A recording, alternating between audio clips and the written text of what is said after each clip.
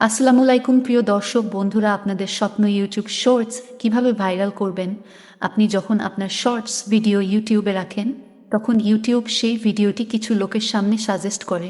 উদাহরণস্বরূপ, ইউটিউব প্রথমে 100 জনের সামনে আপনার ভিডিও সাজেস্ট করেছিল।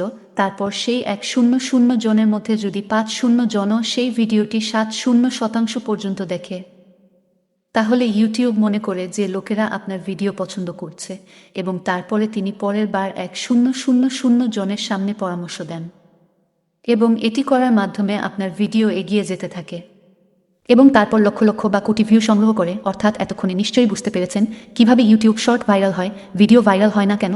আপনি যখন ইউটিউবে যান এবং একটি ভিডিওতে ক্লিক করেন এবং আপনি সেই ভিডিওটি মোটেও পছন্দ করেন না, এবং আপনি সাথে সাথে সেই ভিডিওটি বন্ধ করে দেন। অর্থাৎ একটি 60 সেকেন্ডের শর্টস ভিডিওতে আপনি মাত্র 2 বা 3 সেকেন্ড দেখেছেন এবং তারপর সেই ভিডিওটিকে এগিয়ে নিয়ে গেছেন, এবং প্রায় সবাই একই কাজ করছে।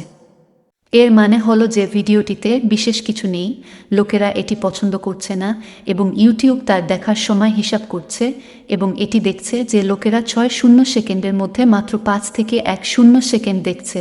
এখন আপনি নিজেই চিন্তা করুন কেন ইউটিউব সেই শর্ট ভিডিওটি সর্বাধিক সংখ্যক মানুষের সামনে সাজেস্ট করবে, কারণ লোকেরা এটি পছন্দ করছে না।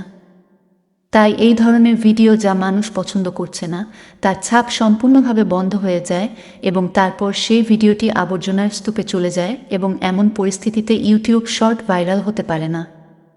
আমরা এখন আলোচনা করলাম ভিডিও ভাইরাল হয় না কেন। আমরা পরবর্তী ভিডিও যে ইউটিউব শর্টস ভাইরাল 18টি আইডিয়া